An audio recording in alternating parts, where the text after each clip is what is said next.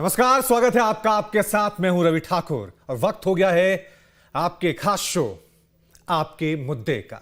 आज बात करेंगे मध्य प्रदेश में हो रही राज्यसभा की 3 सीटों के चुनाव की।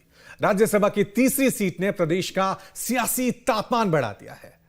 बीजेपी ने अपने 2 उम्मीदवारों के साथ तीसरे प्रत्याशी के तौर पे महेश केवट को मैदान में उतारकर मुकाबले को दिलचस्प बना दिया है। दूसरी तरफ कांग्रेस ने मीनाक्षी नटराजन पे दाव लगाया है।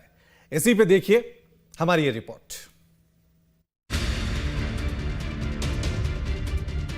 मध्य प्रदेश में राज्यसभा चुनाव के लिए बीजेपी के तीसरे उम्मीदवार ने प्रदेश की 3 सीटों के लिए होने वाले मुकाबले को रोचक बना दिया है। बीजेपी ने मछुआ कल्याण बोर्ड के अध्यक्ष महेश केवट को उम्मीदवार बनाकर साफ संदेश दिया है कि पार्टी सिर्फ चुनाव लड़ने नहीं, जीतने के इरादे से मैदान में उतरी है। दूसरी ओर कांग्रेस के वरिष्ठ नेता मीनाक्षी नटराजन को उम्मीदवार बनाया गया है। कांग्रेस दावा कर रही है कि जीत उसी की होगी, लेकिन असली लड़ाई या विधायकों के वोट और क्रॉस वोटिंग की आशंकाओं के बीच दिखाई दे रही है। हर हालत में कांग्रेस पार्टी का प्रत्याशी राज्यसभा जाएगा। आश्चर्यचकित परिणाम निकलेंगे। हर तरफ बीजेपी लगातार विधायक खरीद फरोख्त की प्रयास कर रहे हैं, लोकतंत्र की हत्या का प्रयास कर रहे हैं, अपना आर्थिक संसाधन अद्भुत अकल्पनीय दुरुपयोग कर रहे हैं। तो देश देखे समझे।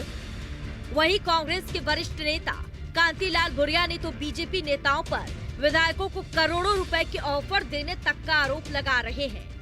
लालच देना, इतने पैसे ले लो, 5-5 करोड़ की बात की, 8-8 करोड़ की बात की। हाँ, ऑफर उनके पास आ गई।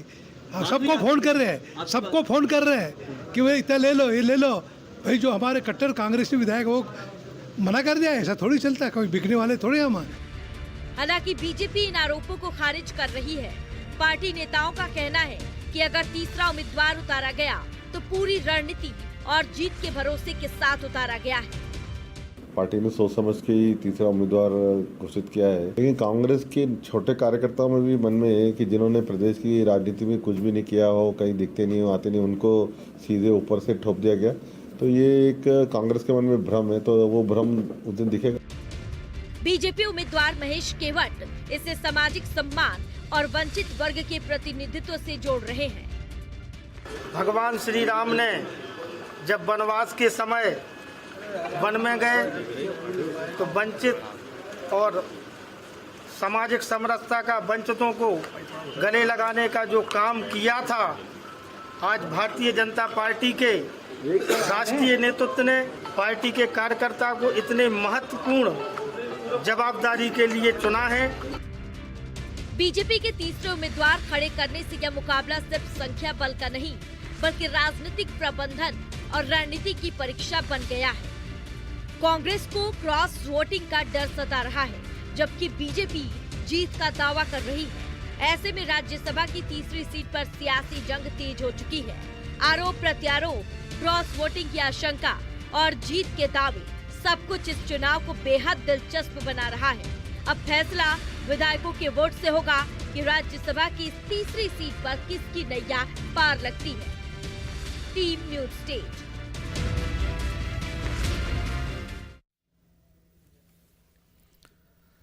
तो इसी मुद्दे पे हम चर्चा करेंगे और आज के हमारे सवाल हैं।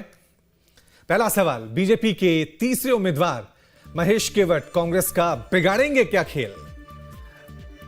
और महेश केवट या मीनाक्षी नटराजन, किसकी नैया लगेगी पार? कांग्रेस को क्रॉस वोटिंग का डर राज्यसभा के दंगल में अब क्या होगा? क्या कांग्रेस के विधायकों को मिल रहा है करोड़ों का ओपन ऑफर? और क्या कांग्रेस को सता रहा है मध्य प्रदेश में बड़े भीतर घात का डर? इन्हीं सवालों के साथ चर्चा की शुरुआत करते हैं। तमाम मेहमान इस चर्चा में हमारे साथ शामिल हैं। सबसे पहले सभी का परिचय आपसे करा देते हैं। हमारे साथ वरिष्ठ पत्रकार प्रदीप तिवारी जी बने हुए हैं और साथ में हमारे साथ एडवोकेट प्रियंका दुबे जी जुड़ी हुई हैं, एमपी बीजेपी की प्रवक्ता हैं, और साथ में हमारे साथ शहरयार खान, प्रवक्ता एमपी कांग्रेस। खान साहब, शुरुआत चर्चा की आपसे ही करता हूं, क्योंकि आज मीनाक्षी नटराजन ने नॉमिनेशन फाइल कर दिया है। आंकड़े तो यही कह रहे हैं कि तीसरी सीट आपकी है, लेकिन उन सब के बावजूद कांग्रेस के अंदर बड़ा घमासान मचा हुआ है। कोई कह रहा है हमें 5-5 करोड़ के ऑफर मिल रहे हैं, कोई कह रहा है मैं तो इस नॉमिनेशन उम्मीदवारी से खुशी नहीं हूं, रिजाइन कर दे रहा है। सब कुछ ठीक है ना कांग्रेस के अंदर? उम्मीद करें कि जो आंकड़ा आपके पक्ष में दिख रहा है वही दिखेगा, या थोड़ी मुश्किल है, चुनौती है बड़ी? देखिए, ऑल इज वेल है कांग्रेस में, ये भाजपा का शगल है और भाजपा की ये रणनीति जो है कि अपने मुंह की धराशायी होगी 18 तारीख को। भाजपा देश में 2013 से जो हॉर्स ट्रेडिंग का चलन चला है मोदी जी के आने से पहले से, तो निश्चित ही उसी कड़ी में ये 13वां साल है और 13वें साल में इनकी ये 13 ही होगी। इस तरह की चीजों को जनता और विधायक और सांसद सदन में इनको मुंह की खिलाने की जो ठान ली है उसका आपको 18 तारीख को एक शो दिख जाएगा। मध्य प्रदेश के अलावा इन्होंने ये इसी तरह की चीज झारखंड में भी करी है, तो आपको दोनों राज्यों से ये भाजपा को जो करारा जवाब मिलेगा उससे साफ हो जाएगा कि अब खड़गे जी और राहुल जी की बदली बदली कांग्रेस से और यहाँ पर कार्यकर्ता जो संगठन ने तय कर लिया उसके बाद कोई फुरबट नहीं होगा। ये अब ये जान ले, ये भाजपा के सत्ता लोभी लोग जो सत्ता का मद इनके सर पे चढ़ के बोल रहा है और जो काली कमाइयां करके जिस तरह से ये रेट लगाकर हाउस ट्रेडिंग का जो चलन 2013 से है उसको बढ़ाने की कोशिश जो करी है उसको मध्य प्रदेश में विराम लगेगा, झारखंड में विराम लगेगा।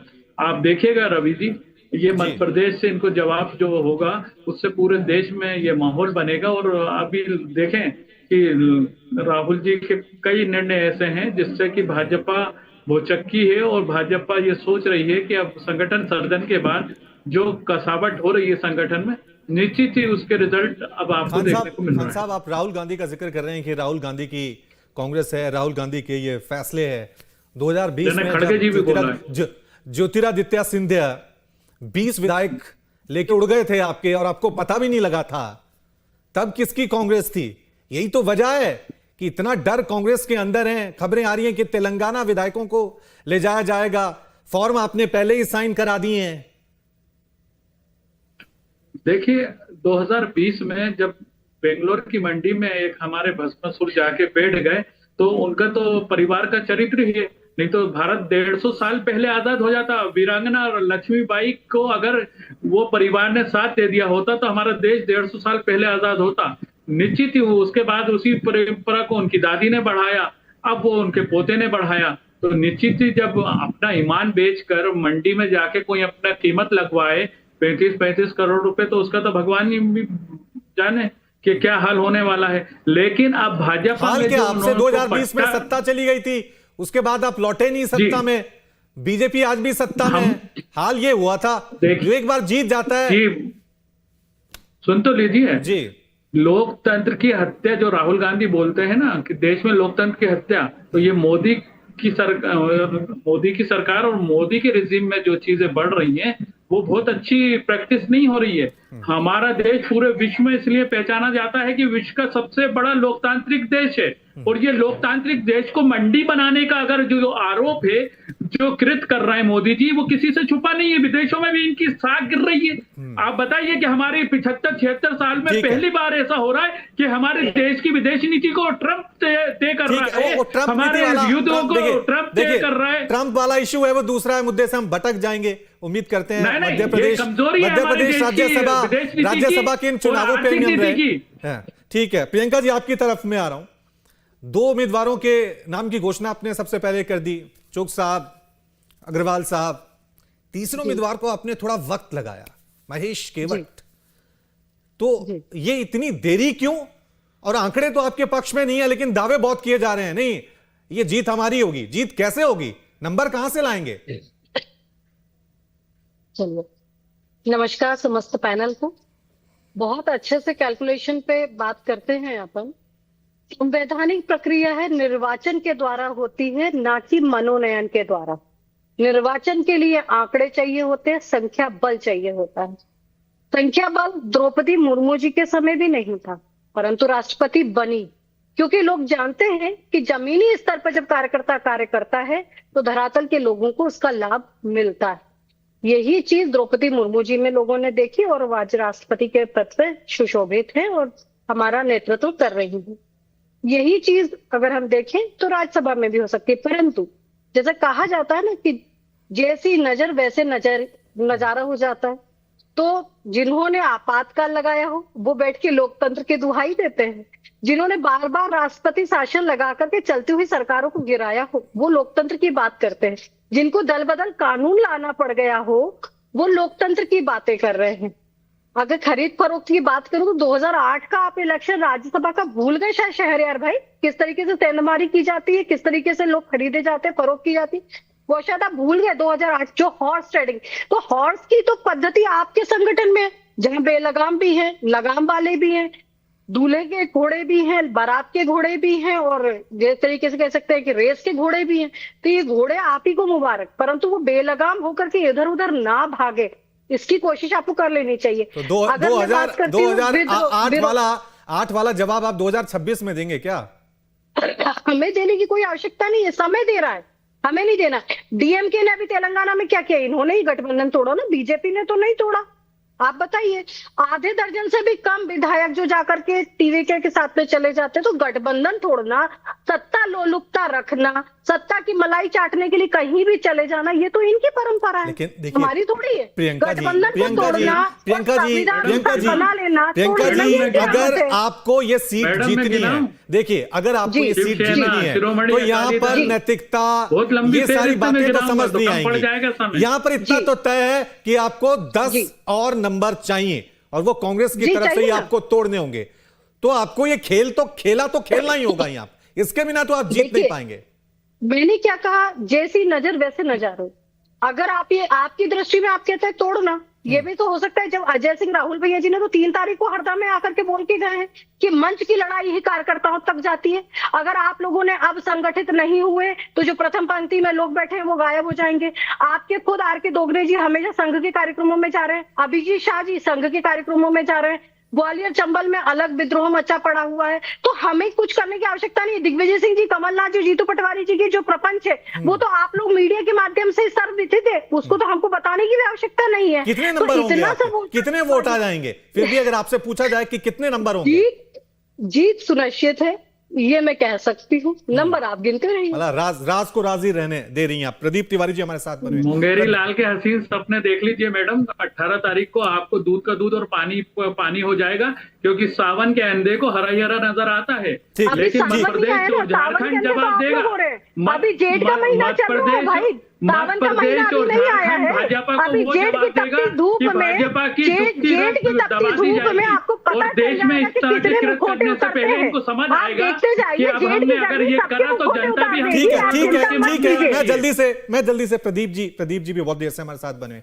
प्रदीप जी किस तरह से देख रहे हैं, क्योंकि तीसरी सीट का ये जो चुनाव है बड़ा दिलचस्प होता जा रहा था। 2 सीट पक्की थी, वहां कोई नहीं था। अब यहां पर केवट साहब हैं, मीनाक्षी नटराजन हैं। आपको लग रहा है दिलचस्प मुकाबला होगा, क्योंकि आंकड़े तो कह रहे हैं कि कांग्रेस ये सीट बड़ी आसानी से जीत जाएगी, या कुछ खेला आपको भी नजर आ रहा है पर्दे के पीछे से? देखिए, निश्चित तौर पर खेला करने में तो बीजेपी का कोई वो नहीं है। सबसे बड़ी बात यह है कि पिछली बार भी जब गोटिया जी को लड़ाया गया था तब पर भी खेला होने के चांस था, लेकिन कांग्रेस की चूंकि अच्छी एकत्रित होना और लोगों के साथ एकजुट होना के कारण पिछली बार नहीं जा पाए थे। लेकिन इस बार थोड़ा समीकरण बदले से नजर आ रहा है। बीजेपी ने बड़े अच्छे तरीके से समझा और सोचा होगा।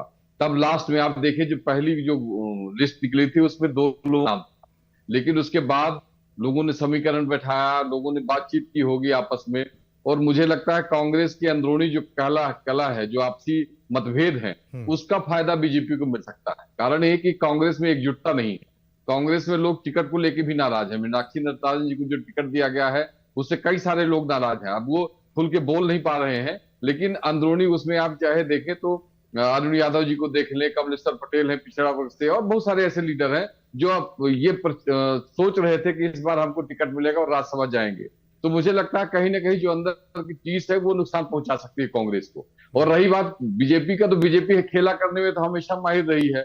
आप देखें, चाहे वो बंगाल का चुनाव देख लीजिए, चाहे आप केंद्र में किसी भी बजट को किसी उसमें पारित कराने का, संशोधन कराने का कोई बिल हो, तो इकट्ठा करने में और ये खेला आप जो कह रहे हैं कि बीजेपी माहिर है, क्या ये जो जिस तरह से कांग्रेस ने एक डिसीजन लिया, मीनाक्षी नटराजन, बेशक वो मध्य प्रदेश से हैं, लेकिन जो सेंटर पॉलिटिक्स है वहां ज्यादा एक्टिवेट रहती हैं। अगर कमलनाथ होते या दिग्विजय सिंह के कोई करीबी होते या मध्य प्रदेश की सियासत का कोई बड़ा चेहरा होता तो ये कांग्रेस के लिए थोड़ा आसान होता, या फिर ठीक है आपको जो लग रहा है जो नाम सामने दिया गया है कांग्रेस की तरफ से? देखिए, आसान तो अभी भी है। मीनाक्षी दत्तानी को जो बनाया गया है वो काफी संघर्षशील महिला है और काफी कांग्रेस में काफी मत है उन्होंने, लेकिन मुझे ये जो कांग्रेस के अंदर की जो विवाद की स्थिति है ना, जो अंदरूनी मतभेद है, वो कांग्रेस को नुकसान पहुंचाने की, तो उसमें कुछ ऐसे लोग हैं लाभी जो पुराने सीनियर लीडर थे, वो समझते थे इस बात को, चाहे दिग्विजय सिंह जी, कमलनाथ हो या कोई ऐसे जो सीनियर लीडर अजय सिंह हो, ये समीकरण समझते थे, तो ये प्रयास करते थे कि ये टूटने ना पाए। लेकिन मीनाक्षी दत्तानी बहुत अच्छे तरीके से, मुझे लगता है चुनाव की बारीकियां जो अंदर की हैं वो नहीं समझ पाएंगी, और इसका फायदा जो है बीजेपी को मिल सकता है। कारण यह है कि बीजेपी के साथ 40 से ऊपर तो विधायक ही है, इसके अलावा भी उनको जो तोड़ के लाने की जरूरत है वो मुझे लगता है कि कर सकती है बीजेपी। तो इसलिए कुछ कहा नहीं जा सकता है कि किस तरफ पड़ना भारी होगा, कांग्रेस की ये सीट बरकरार रहेगी या बीजेपी यानी के लिए मुकाबला जो है वो कांटे का T20 मैच वहां पे हो सकता है। खान साहब, आपसे मैं जानना चाहूंगा, आप कह रहे हैं सब कुछ ठीक है, लेकिन यहां पे कैलाश विजयवर्गीय से पूछा गया कि निर्मला सप्रे कहां वोट देंगे, तो कहा नहीं वो तो बीजेपी की तरफ से देंगी। ज्ञान चंद्यानी, उन्होंने तो इस्तीफा दे दिया कि भाई आपने इनको उम्मीदवार क्यों बना दिया। तो घमासान तो आपके पार्टी के अंदर शुरू हो चुका है। देखिए, कैलाश विजयवर्गीय जी की बात करें तो वो इंदौर से ही आते हैं और मुख्यमंत्री वहां के प्रभारी हैं, और जब से मोहन यादव जी वहां के प्रभारी हैं और मुख्यमंत्री बने हैं, तो चेले ने गुरु को चैलेंज करने की कोशिश करी, और निश्चित ही उनकी जो अंदर की खटास है वो समय समय पर बाहर आती रहती है।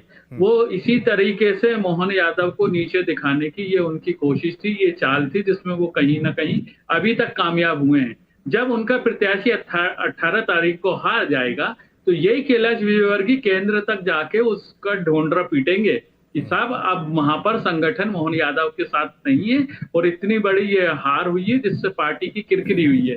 तो यही उन्होंने बेस और घाघ राजनीतिक है, मतलब मोहन यादव उनके सामने बच्चे हैं। ये ठीक उसी तरह की रार है आप जो जिक्र कर रहे हैं, जो दिग्विजय सिंह और कमलनाथ के बीच होती थी, ज्योतिरादित्य और दिग्विजय सिंह की होती है, ठीक उसी तरह की रार है। मतलब ये उसी तरह की नहीं है, ये सत्ता की मलाई में हिस्सेदारी की लार है, और कांग्रेस में कभी सत्ता की मलाई की नहीं।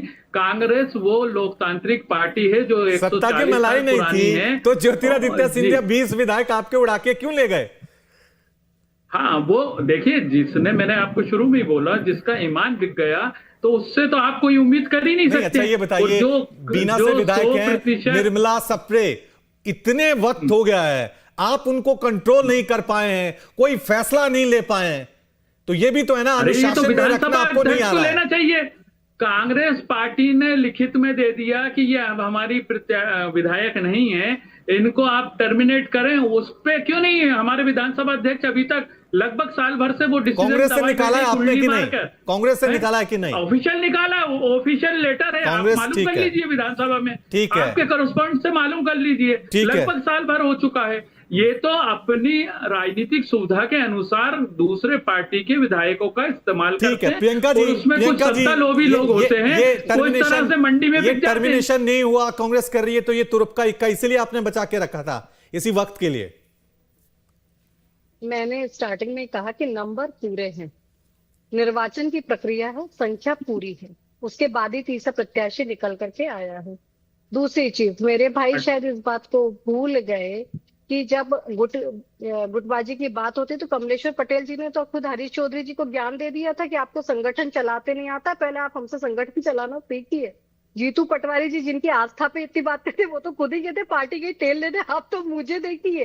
जब उसके बाद दिग्विजय सिंह जी के साथ में इन्हें इंदौर का जिक्र किया तो चिंटू चौकसे को कैसे भूल जाते हो, जिसने लगातार कितनी अच्छी भाषा में दिग्विजय सिंह जी के लिए शब्दों का प्रयोग किया था। ये अनुशासन है। उसके बाद आप क्या राजकुमारी चोरी हो जाती है, पैसे लेके टिकट बांटी जाती है। मैं तो आपकी बात कर रही हूँ, आपने इंदौर का जिक्र छेड़ा तो मुझे आपको बताना पड़ा कि इंदौर में मैं भी छेड़ता हूँ आपके तो कैमरे पे पैसे लेके शहरियार भाई, केंद्रीय मंत्री बोले पैसे खुदा तो नहीं, खुदा से कम भी नहीं। मैं वही कह रही हूँ ना, इसीलिए तो आज जब बात आपकी आ रही है, जिसकी आप बात कर रहे हैं, आपकी नहीं आ रही, आपके तो पूर्वज, राजनीतिक के पूर्वज जो आपके राष्ट्रीय अध्यक्ष हैं, शुरू हुआ है आपके राष्ट्रीय अध्यक्ष कैमरे पे पैसे लेके पकड़ाए कि जितने विधायक हैं वो भी खुदा तो नहीं, खुदा से कम नहीं। ये किसने बोला था? केंद्रीय मंत्री स्वर्गीय जूदेव ने बोला था। ये बताइए, चलिए अगर त्याग पत्र दे दिया तो किससे वोटिंग कराओगे, पहले ये बताओ। आपके तो रिजाइन का दौर चलता है, जब देखो तब लोग त्याग पत्र देके खड़े हो जाते हैं। कई बार त्याग पत्र अरे मैडम, लोकतंत्र में सबको अधिकार है। वो लोग नहीं कर रहे, लोकतंत्र में सबको अधिकार है, सबको अधिकार है। ठीक है, एक एक करके बोले, एक एक करके बोले, एक एक करके बोले, ठीक है, एक एक करके बोले, ठीक है, एक एक करके बोले, ठीक है। मैं प्रदीप जी की तरफ जाता हूँ, ठीक है, बोल आप दोनों का।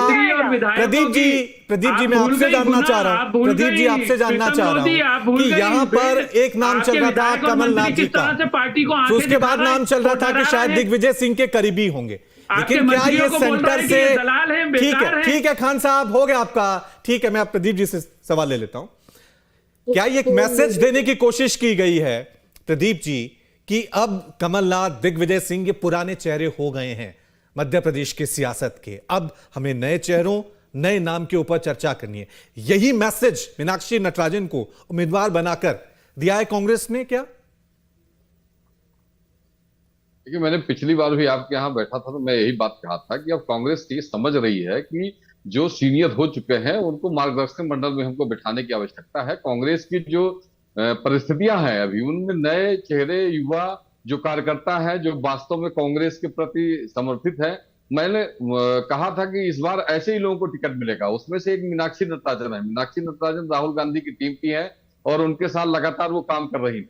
इसीलिए मध्य प्रदेश में उनको ये दायित्व दिया है कि मध्य प्रदेश में जो आदिवासी क्षेत्र है, जो पिछड़ा हुआ वर्ग है, वो सब इनके माध्यम से जुड़ जाए।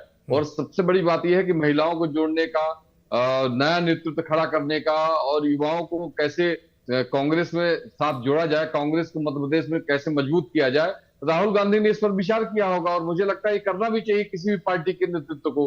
तो अब अगर वो दिग्विजय सिंह को इस बार दे देते टिकट या कमलनाथ जी को दे देते तो लोगों में हताशा हो जाती। जो कार्यकर्ता काम कर रहा है वर्षों से, जो निचले स्तर में काम करता है, तो वो अगर वो 60-70 साल से 75 साल के व्यक्ति को लगातार फिर आप उस उम्मीदवार बनाओगे तो मुझे लगता है कि पार्टी में हताशा की स्थिति तो आएगी। फिर युवा क्या करेंगे, वो कहां जाएंगे? तो नेतृत्व ने एक अच्छा फैसला लिया था कि मीनाक्षी नटराजन को इस बार टिकट दिया जा रहा है और यही कारण है कि कांग्रेस को कैसे मजबूत करे। और मुझे लगता है कि अगर वो राज्यसभा जाएंगे तो अच्छा कार्य भी करेंगे। मीनाक्षी नटराजन का आप देखे होंगे तो जो पहले का वो था वो बेहतर था, काम करने की शैली भी उनकी अच्छी रही, कार्यकर्ताओं को साथ जोड़ने का प्रयास था। ठीक है, उम्मीद, मतलब नंबर तो देखिए मीनाक्षी नटराजन के पक्ष में ही है। सवाल यही है कि पीछे कोई घमासान ना हो। लेकिन इन सबके बीच बीजेपी एक मैसेज देने की कोशिश कर रही है महेश केवट को कि जीते ना जीते, देखिए हमने पिछड़ा वर्ग के लिए कर दिया, जो मछुआरा समाज है उनके लिए कर दिया, प्रियंका जी। क्योंकि तो फिर ये सवाल आपसे पूछा जाएगा कि आपको इतना ही पिछड़ा वर्ग के लिए एक मैसेज देना था, उनके लिए कुछ करना था, तो जो 2 उम्मीदवारों की घोषणा, जहां जीत पक्की है वहां आप महेश केवट जी का नाम दे देते, तीसरी जहां सीट फंस रही है वहां पे आपने नाम दिया। देखिए, पहले भी पिछड़ा वर्ग मुख्यमंत्री है ही, ऐसा नहीं है, और लगातार उनके लिए कार्य किया जा रहा है। ऐसा तो आप नहीं कह सकते कि पिछड़ा वर्ग की चिंता नहीं करी है, ठीक है। और इसके पहले अगर हम बात करें, जब माया नरोलिया जी राज्यसभा भेजी गई थी, महिला भी थी, पिछड़ा वर्ग से भी आती थी और नेतृत्व कर रही थी, जमीनी स्तर की कार्यकर्ता थी, उन्हें भी भेजा गया था। तो पिछड़ा वर्ग को अगर उनका अधिकार छीना गया है, ऐसा तो आप नहीं कह सकते। सभी वर्गों का, सभी का साथ, सभी के विकास की बात हम जब करते चले आए। परंतु मैं जैसे कहूं, मेरे तिवारी भाई साहब की बात से मैं थोड़ा सा असहमत हूं, क्योंकि जब एक मत से अटल जी की सरकार गिराई जाती है ना, तो हॉर्स ट्रेडिंग उसको कहते हैं। आपातकाल जब लगाया जाता है ना, उसको हॉर्स ट्रेडिंग कहते हैं, और उसको लोकतंत्र की हत्या कहते हैं। मैडम, अभी घोषित देश में 20 विधायक ले जाते हैं, उसको क्या कहते देश हैं? में अभी मैं आपको वही घोषित कह रही हूँ आपातकाल कि है। वहां पर अगर आप बात बताइए करते हैं ना, ज्योतिरादित्य सिंधिया के इतिहास की, अगर आप बात करते हैं तो दल बदल कानून जब आता है 230 विधायकों के साथ में, उसको भी अगर हम बात करें ना तो वही क्या जाती है। घोषित और तो आपातकाल है और देश मैं में। आज बात करूं, आज तो ज्योतिरादित्य एक-एक करके बोले, एक-एक करके बोले। अरे नहीं बोलेंगे, वो शांति है। खान साहब, खान साहब, घबराए हुए शहर खान साहब इनको बोलने दें। शहरियार भाई घबराए हुए, मैं समझ रही हूँ कि अरे 18 को हम फिर बैठेंगे, हम लोग, फिर आप बैठेंगे 18 को, किंतु परंतु सब होगा 18 को, फिर होगा किंतु परंतु फिर 18 को बैठेंगे। ठीक है, फिर आपका क्या जवाब होगा, फिर क्या जवाब होगा? ठीक है, ठीक है, ठीक है, ठीक है, ठीक है। चलिए, दावे कांग्रेस बीजेपी दोनों की तरफ से किए जा रहे हैं। अब जिस दिन नतीजे आएंगे उस दिन ये तय होगा कि किसकी रणनीति, किसका मास्टर स्ट्रोक काम आया है। बहुत बहुत शुक्रिया आप सभी का इस चर्चा में हमारे साथ शामिल होने के लिए। एक छोटा सा ब्रेक ले रहे हैं, फौरन हाजिर होंगे। आप देखते रहिए न्यूज स्टेट।